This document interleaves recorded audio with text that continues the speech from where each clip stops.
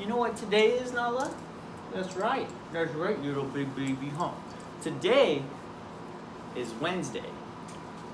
And today is the first raw anime review of the Mediocre Senpai. What is going on, guys? It's the Mediocre Senpai here today, and I'm here to bring you a raw review on a very, very special anime. It's probably one of the most popular anime in the entire world right now. It is this poster right here, My Hero Academia. I'm sure a lot of you guys have seen it already. I'm gonna give you, a super unbiased review about this anime today. I'm gonna go into a few key factors like visual animation, plot, character development. We'll get into it as the video progresses, but I just want you guys to know ahead of time, I think this anime is a really, really well put together anime.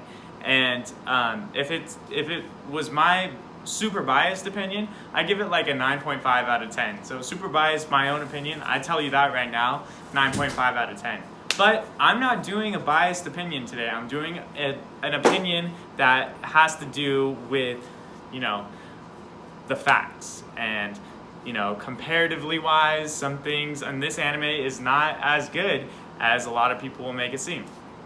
So first thing right off the back, the animation and design.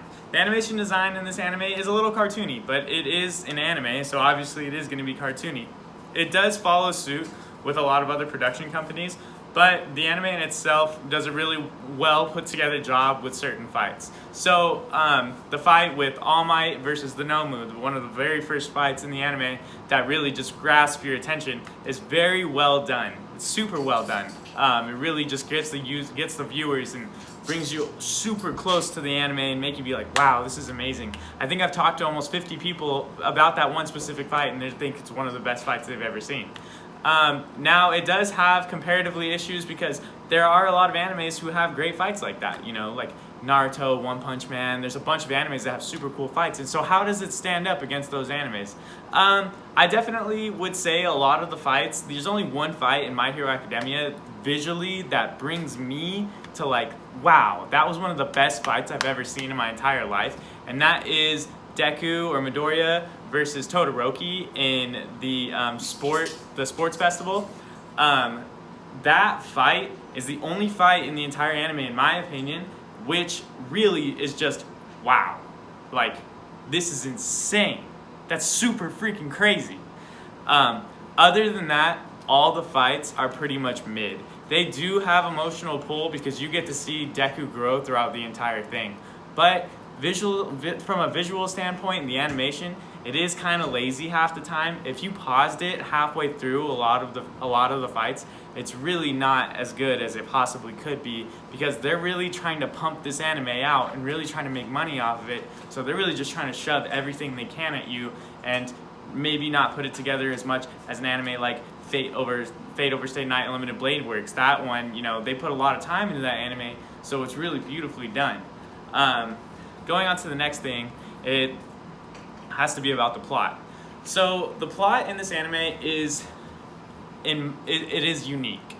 It has a different type of status than a lot of other animes, and that has to do with a lot of people, will probably actually disagree with me on this, but a lot of people compare it to Naruto. And I don't compare it to Naruto at all because I think they are completely different anime. Yeah, they're both shown in anime. Yeah, there is an argument about the substance that has to do inside of the anime. But, I was watching a lot of anime reviews on this topic a long time ago, and a lot of people were like, My Hero Academia is so bad because, it's really just a bite off of Naruto. Like, Deku is Naruto and Bakugo is Sasuke. It's like none of that actually is true at all if you look at it. I mean, there is some similarities, but that's really just because, the whole story of Naruto really paved the way for thousands of different anime. If you really want to talk about something that's super, super close, Naruto and Black Clover are super, super close, but Naruto and My Hero Academia are not super close. I'm just going to tell you that right now, right off the back. If you disagree with me, that's great. You can stop watching the video, but they are not super close at all. My Hero Academia has to do with quirks. Basically, it's about superheroes. What gives you a superpower? The main character, Deku, he started off with no superpower, and the person who has the best superpower in the entire world gives him his superpower, and because he shows the embodiment of what a hero truly is. And you see villains throughout the entire anime like saying, wow, you actually are what the embodiment of a hero truly is, other than the best superhero is. I'm not trying to like give a lot of spoilers for people who haven't seen the show, but this is an anime review that is unbiased, so there are going to be some spoilers. So I'm going to give like warnings ahead of time. Like right now, I would say if you haven't seen My Hero Academia yet, you should probably stop watching the video, just because I'm about to say some stuff that really is like, I probably shouldn't watch this right now. But going into it now, the next part of the plot, it is so unique because it has such a cool story. The foundation of quirks. The first quirks that had to do where it was all for one versus one for all. His all for one had, you know, the god power, basically making all people's quirks into one person, and then one for all of trying, you know, being able to distribute the best quirk in the entire world among people and manifesting it to get stronger and stronger. That is such a cool concept, and the constant battle between the two will always drives them is just such a cool concept. It really, like, we don't see a lot of stuff like that. Anything that I would say is about the plot that really just kind of like takes away from it, that gives it so much more potential, is that right away from the beginning of every single episode, it tells you, oh yeah, and this is the story of how he became the greatest hero there ever was. So realistically, we're watching this anime, and every single time Deku is in danger, it really takes away from the fact that Deku is really in danger, because he's not. He becomes the greatest hero. Every single time he's fighting someone, you know he's not gonna die. You know that there's nothing that's gonna happen to him, because he is gonna become the greatest hero. So that, like, what is, you know, to me, that's like, don't say that at the beginning of every single episode. Let us insinuate it, because he's overpowered. He's gonna be super overpowered. Let us insinuate that as fans. I mean, I get it, but it's called My Hero Academia. It's him explaining how this track to becoming the greatest hero, which is super cool. And it actually does, you know, create an effect that I think is amazing when it comes towards the plot.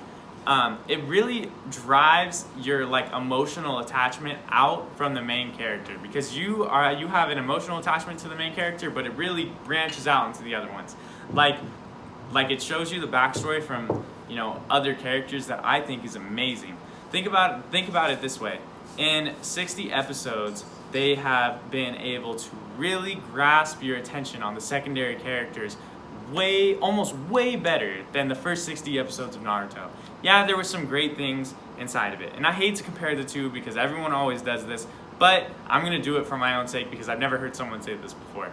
In My Hero Academia, right after the newest season, you get to see Todoroki's backstory, his mental battle with his you know, powers because of his father being a freaking douchebag, and then all this extra stuff with his mom, and, you know, him rekindling his friendship with his mom, and, you know, being able to use his fire and ice powers. You get to see that after the second season, and then he becomes so much better than he was in the first season, and he was already overpowered in the first season because he could just completely free someone with just looking at them.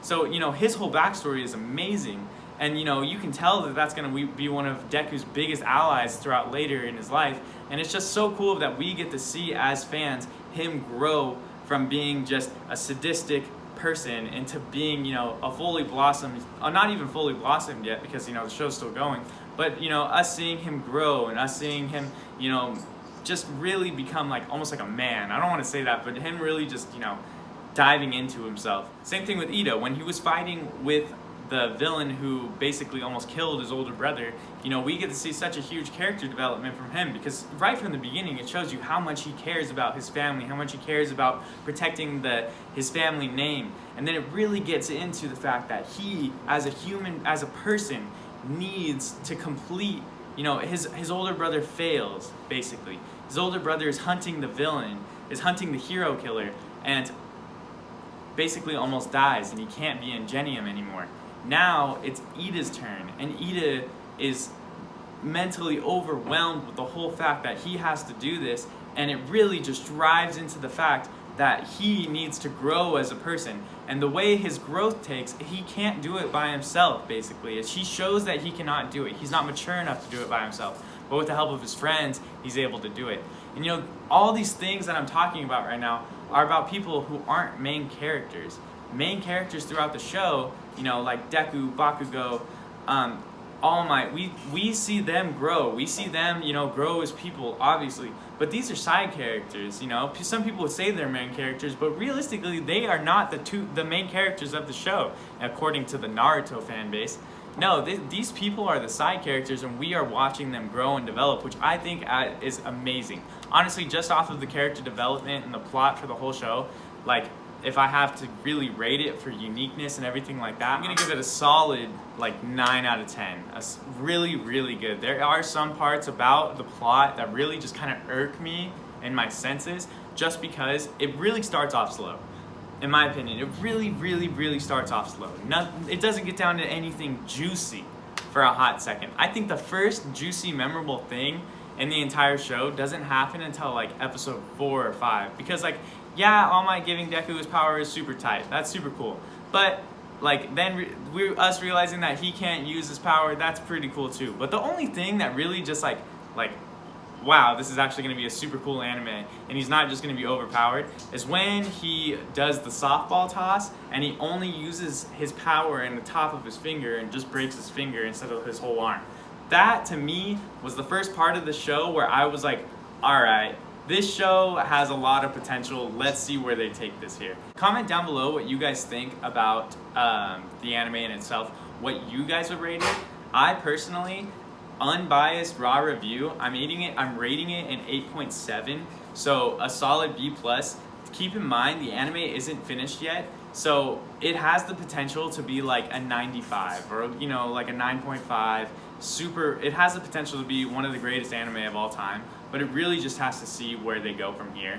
I'm only giving it an 8, like a not the highest grade possible, because it really is slow to start. There is substance values that I don't really, you know, I think that they could do better with, and I also do see, you know, like the character resemblance in other animes that were taken, and you know, the possibilities that they had with creating their own stuff really wasn't taken all the way there. So I'm not giving it a perfect score.